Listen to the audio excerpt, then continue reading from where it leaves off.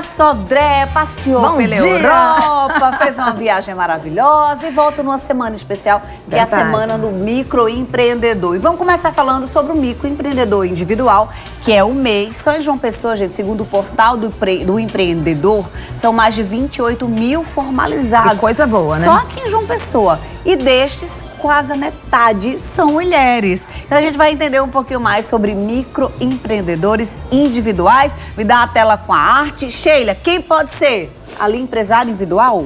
Olha, Fê, qualquer pessoa pode ser microempreendedor. Tem algumas restrições para algumas áreas que você vai desenvolver, que vai empreender. E também se você já, no caso específico, se você já tem alguma outra empresa.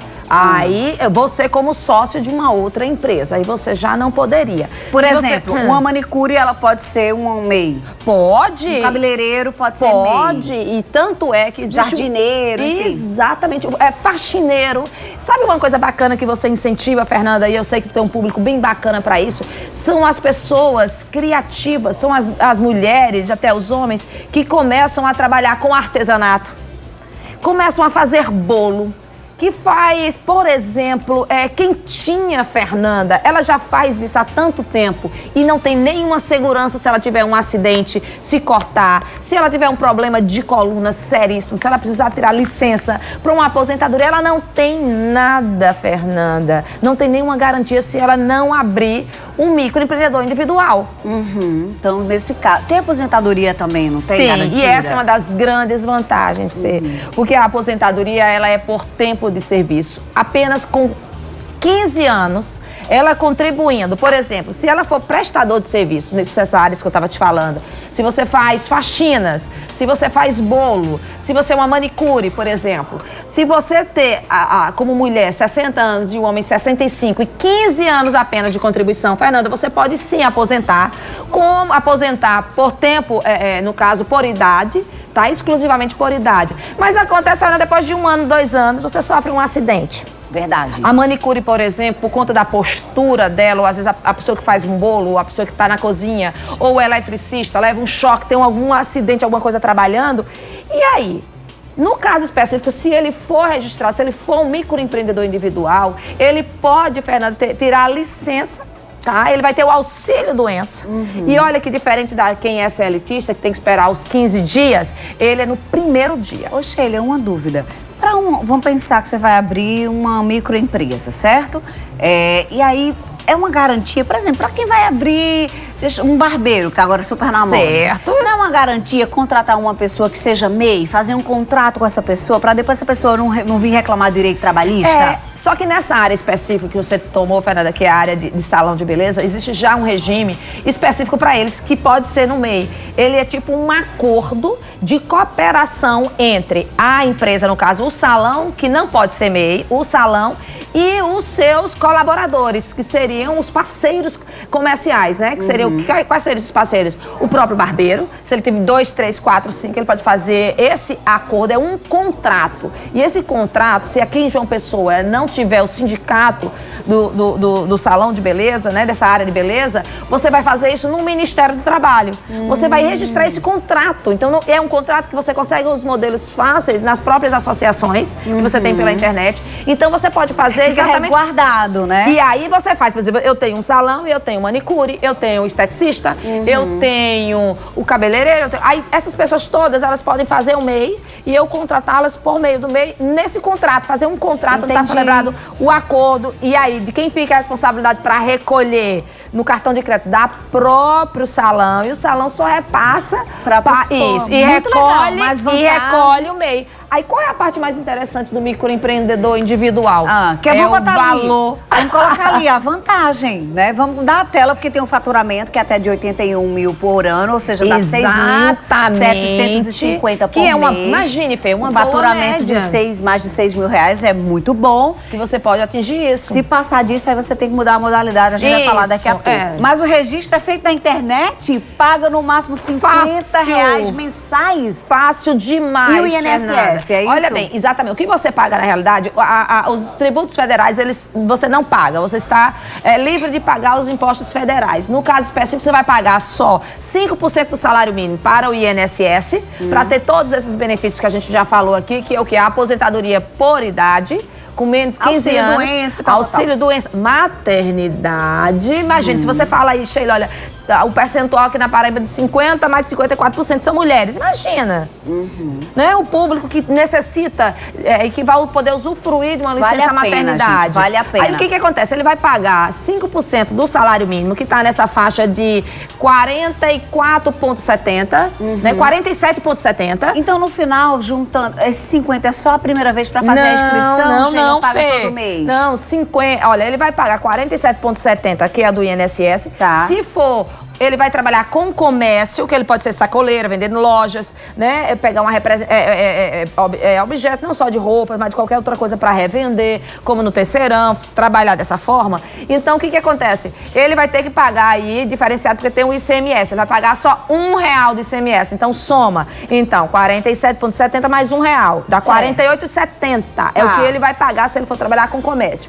Mas se ele for trabalhar com serviço, com essa gama de serviços que nós temos, de marceneiro, esse caso específico, ele vai pagar os 47 mais R$5 a mais de ISS, que é o imposto municipal. R$50 por mês. Exato, E Fernanda. pode ser a sede da sua empresa na sua própria casa, você não precisa ter, tá? Mas só tem uma exigência, só se a atividade não for uma atividade de risco. Entendi. E outra coisa, não precisa do alvará. Olha bem, o alvará para essas atividades que não são de risco, tipo uma manicure, tipo alguma coisa desse tipo, por exemplo, ele vai ter um alvará provisório automaticamente quando ele entrar na internet e fazer a sua inscrição. Entendi. E ela tem uma validade que a prefeitura pode ir na sua casa para fazer ou não a vistoria. Se a prefeitura, nesse prazo de 120 dias, não for lá e não fazer a vistoria, te dá o alvará que você tem, a licença que você vai ter, que você vai tirar na internet, ela já é válida permanentemente. Fernanda, olha que bacana. Agora a gente vai pro site onde você pode fazer. A gente tá na Semana do Microempreendedor. Olha aí o site,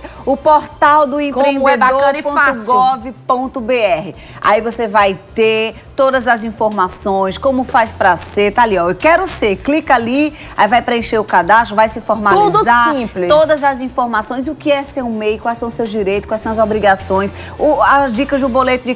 Eita, saiu aí, mas desse...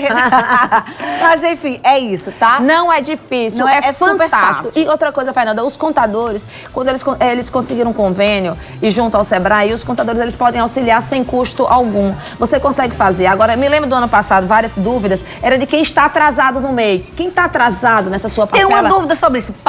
Vou começar com a Soriana, que ela quer saber se uma funcionária pública aposentada pode ser uma microempreendedora registrada. Pode, a não ser que ela seja, pelo amor de Deus, aposentada por invalidez, porque aí ela se torna apta. Aí não pode. Aí não pode. E você vai contribuir. Olha bem, se você vai contribuir com serviço, vai pagar esses 47 mais R$5, vai dar uns 52 aí, esse valor, infelizmente, não te serve mais para aumentar e nem você ter outra aposentadoria, tá? Você vai ficar com a aposentadoria que você vai ter. Exatamente. Né? Mas não aí agrega mais mas seria nada. para ela Sabe, maternidade. vantagem? O quê? No caso dela, especificamente, A maternidade, auxílio doença. Mas aí não acaba não tendo, usufruindo disso. Seria auxílio maternidade, porque no final de contas, a aposentadoria não ia ser vantajoso para ela, no caso específico, não dá. A vantagem é que ela não pagaria imposto sobre isso. A renda dela não paga, porque senão ela teria que pagar imposto sobre isso, que é uma renda extra. A Sandra disse que se cadastrou, olha aí a dúvida que você já respondeu, como MEI, e ela vinha pagando até que um dia foi no INSS e lá informaram que, como ela trabalhar com carteira assinada, não deveria mais pagar o MEI. Aí o que aconteceu? Ela deixou de pagar o ano de 2017 inteiro e agora, em 2018, quando ela foi fazer a declaração, ficou sabendo que está inadimplente. Ela quer saber o que ela faz agora. Claro, olha bem. Essa informação que deram no INSS, ela tem isso, uma coisa não impede a outra. Ela tem uma profissão, já está trabalhando carteira assinada e ela tem um MEI, tá? Não impede a hipótese alguma, até porque você teria estava tendo uma outra atividade. Você trabalha 8 horas e você tem mais outras tantas horas que você pode trabalhar. A grande questão aí, no caso específico, é porque a contribuição da aposentadoria, entendeu que a maior parte da contribuição, 90% da contribuição é para o INSS, então você já está recolhendo de alguma forma. No caso específico, está inadimplente e quer permanecer no MEI, entra no site, nesse que o Fernando acabou de mostrar para você, e lá você tem a negociação. Você pode parcelar em 60 meses, contando que a parcela mínima vai ser de R$50, e você parcela. E pede a baixa, Fernanda. Tem lá o procedimento, é tudo muito simples, ele é pensado exatamente para a pessoa que está começando o negócio, está começando a empreender. Então tem no site, é uma declaraçãozinha de baixa. E mesmo estando inadimplente, o processo, o seu CNPJ, porque é criado, Fernando, um CNPJ, ele é dado baixa. Tá aí, ó, portaldoempreendedor.gov.br. Tá? Aí ele vai dar baixa e aí você paga essas parcelas. E quem tiver atrasado e quiser continuar, pelo amor de Deus, não deixa de pagar. É uma excelente oportunidade para o trabalhador, o contribuinte brasileiro. Ele tem uma oportunidade de legalizar e ter a assistência do INSS. Beleza. Já a Edjane de Santa Rita diz que recebe um benefício de morte do ex-marido, só que quem fica com o dinheiro é o filho dela. Aí ela tem um comércio pequeno em casa e ela consultou um contador e ele falou que ela não poderia abrir uma microempresa, né, por causa desse benefício. Tem a ver? Olha, depende do tipo de benefício. Se for uma pensão por morte, a pensão por morte do marido não vai impedir de jeito nenhum ela ter o microempreendedor. Uma das coisas que fala em relação ao microempreendedor é se ela tiver algum tipo de benefício, tipo LOAS, né? O continuado, porque aí leva em consideração a renda familiar. Aí envolve sim que está entrando uma renda a mais. Mas nesse caso específico, não impediria, não. Se fosse uma invalidez, uma aposentadoria por invalidez, sim, geraria sim essa questão. Porque prova que você está apta ao trabalho. Mas o caso da pensão, não, Fernanda. A Soriana eu já fiz, quem mais? A Sandra eu já disse também, que ela falou da história da inadimplência. A Edjane também, agora tá dizendo, a Valquíria, do Valentina, diz que faz tiaras. Olha, e fica difícil vender em quantidade grande e alguns comerciantes exigem a nota fiscal. Ela seria uma boa candidata? Perfeita, Fernanda. Como é que ela pode fazer? Olha bem, é uma atividade de baixo risco. Nota fiscal? Claro, ela emite nota fiscal, que é a grande vantagem em relação a isso, porque o documento ela está desobrigada a entregar. Por exemplo, eu tenho um eletricista, ele vai na minha casa, aí eu peço o recibo porque eu paguei.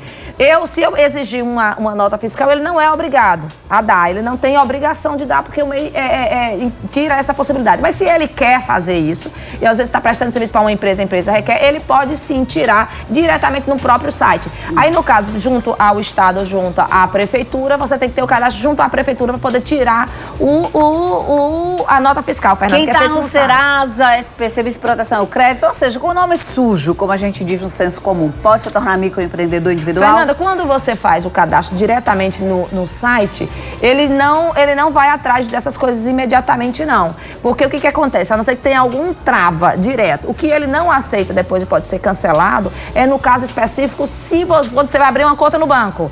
Porque a grande facilidade de você ter um MEI, Fernanda, é você depois se organizar como empresário. É ir pro banco, é abrir a possibilidade de ter crédito. Sua conta virar jurídica. Então, exatamente. Então, você tem um CNPJ. Então, o que vai acontecer? Pode ter essas restrições ali empatar de você ter crédito. Quem se cadastrou no MEI esse ano de janeiro precisa fazer essa declaração anual ou só no ano que vem? Olha, depende de quando ele começou. Janeiro desse ano. Ele vai ter o prazo. Não tem que fazer a declaração. Agora, se é no caso específico daquela outra pergunta que ela quer da baixa, que também é uma declaração de baixa, ela tem que fazer o quanto antes. Tá. Porque se as atividades dela encerraram até maio, tem todo um mandato, e agora de maio até julho também tem que fazer. Se você ficou com mais dúvidas sobre o MEI, vai no site portalempreendedor.gov.br que você vai esclarecer todas as suas dúvidas. Agora a gente fala de outra modalidade que sai do microempreendedor individual, do MEI, para microempresa. Me dá arte aqui pra gente conversar. Aí quem a pode pessoa, ser, aí Sheila? já começou, aí a coisa, aquela história, ampliou as possibilidades, começou a faturar muito mais. Ou seja, já estava falando na modalidade limite de 81 anterior, mil. 81 mil, dá 6.750 por mês. Aí, ó, o faturamento já vai até 360 mil por ano. pode ser o empresário individual, pode ser a sociedade empresária, a empresa individual de responsabilidade limitada e a sociedade simples. Ou seja, eu posso ser sozinha, posso ser com pessoas, né, Sheila? Exatamente. Tá, agora o que aumenta isso, Fê? E aí tem algumas restrições em relação, às vezes, às empresas, que é o tipo de atividade, né? Que aí ele começa a dar umas restrições. Eu me lembro, por exemplo, a categoria de advogado, por exemplo, começou, tem um ano, acho que quase 2 anos que a gente... essa possibilidade. Contadores também foi uma luta para poder entrar no próprio regime do Simples Nacional, que é o que facilita, que é a modalidade de tributação sobre essas empresas.